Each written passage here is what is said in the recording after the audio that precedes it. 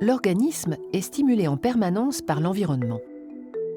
Les yeux réagissent à la lumière, le nez capte des odeurs, les oreilles sont sensibles au bruit, la langue perçoit la saveur des aliments,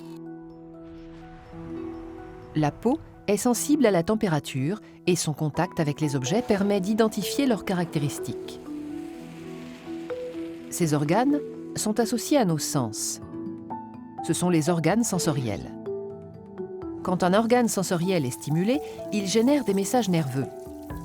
De nature électrique, ces messages se propagent depuis les organes sensoriels vers le cerveau ou la moelle épinière. On les appelle messages sensitifs afférents. Et ils empruntent le circuit des nerfs sensitifs. Le cerveau et la moelle épinière sont des centres nerveux. Ils analysent les messages nerveux sensitifs qu'ils reçoivent. Selon l'organe sensoriel qu'il a généré, un message nerveux sensitif arrive à un endroit précis de ces centres nerveux.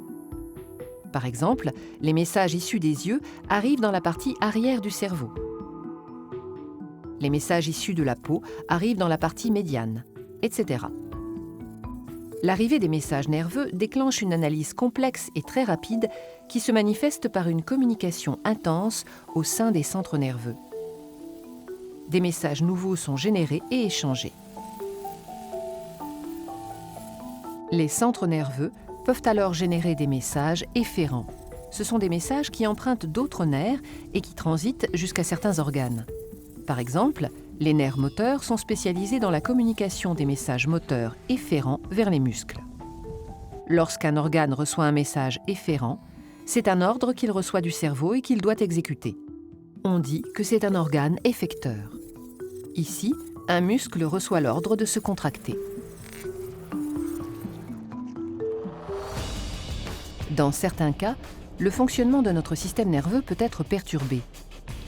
Les bruits trop forts abîment les récepteurs sensoriels de nos oreilles, les rayons ultraviolets sont mauvais pour nos yeux et notre peau, etc. Ces dysfonctionnements sont parfois irréversibles. Il faut donc prendre soin de notre système nerveux dès l'enfance. La fatigue se manifeste par des difficultés d'analyse des centres nerveux. L'interprétation des messages sensitifs afférents est moins rapide et moins précise. Les messages efférents envoyés aux organes sont moins bien adaptés à la situation. Les consommations de drogue et d'alcool perturbent aussi le fonctionnement des centres nerveux et peuvent avoir des conséquences dramatiques pour l'organisme. Trop d'alcool, trop de fatigue, trop de médicaments? Passe le volant. Mieux vaut s'accrocher à la vie qu'à son volant.